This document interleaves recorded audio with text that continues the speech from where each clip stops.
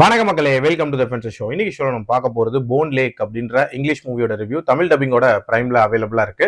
இந்த படம் ஒரு பயங்கர டார்க் அண்ட் கோரியான ஒரு த்ரில்லர் அப்படின்னே சொல்லுவேன். இந்த படத்தோட ரிவ்யூக்கு போறதுக்கு முன்னாடியே ஒரு விஷயத்த தெளிவா சொல்லிடுறேன். இந்த படம் very very strictly for adults.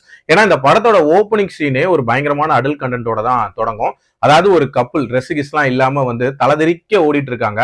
அவங்க கொடூரமான முறையில கொலை பண்ணப்படுறாங்க. இது நடந்து பிரசன்ட்ல இன்னொரு கப்புல காட்டுறாங்க.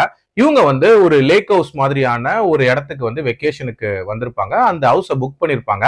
அதே நாள்ல இன்னொரு கப்பலும் அந்த ஹவுஸை புக் பண்ணிருப்பாங்க.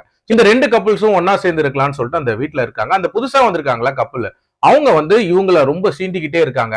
அது மட்டும் இல்லாம இவங்க வாழ்க்கையில ஏதாவது பிரச்சனைகளை உண்டாக்கணும் அப்படின்ற மாதிரி சில விஷயங்கள் பண்றாங்க. எதுக்காக இதெல்லாம் பண்றாங்க, இவங்களோட இன்டென்ஷன்ஸ் என்ன, ஸ்டார்டிங்ல செத்து போன அந்த கப்பல் இருக்காங்களா அவங்க யாரு, அந்த லேக்க பத்திய மர்மங்கள் என்ன, இப்படின்ற மாதிரி நிறைய விஷயங்களை சொல்லக்கூடிய ஒரு படம் தான் இந்த படம். எனக்கு இந்த படத்துல பிடிச்ச விஷயமே இந்த படத்தோட மிஸ்ட்ரி தான். அந்த புதுசா வந்த கப்பல் எதுக்காக இதெல்லாம் பண்றாங்க, அவங்களோட இன்டென்ஷன் என்ன அப்படின்றத ஒரு மாதிரி மிஸ்ட்ரி மாதிரி நல்லாவே மெயின்டைன் பண்ணியிருந்தாங்க. அந்த பிளாஷ்பேக் அப்படின்றதும் ஒரு மாதிரி டிஃப்ரெண்டா இருந்துச்சு.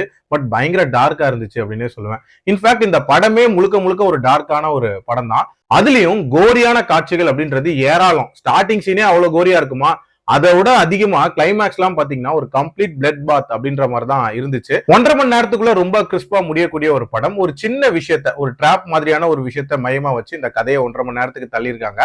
பட் என்னன்னா இதே மாதிரியான கதைக்களம் நம்ம நிறைய பார்த்திருப்போம். சோ ரொம்பவே ப்ரெடிக்டபிளா இருந்துச்சு.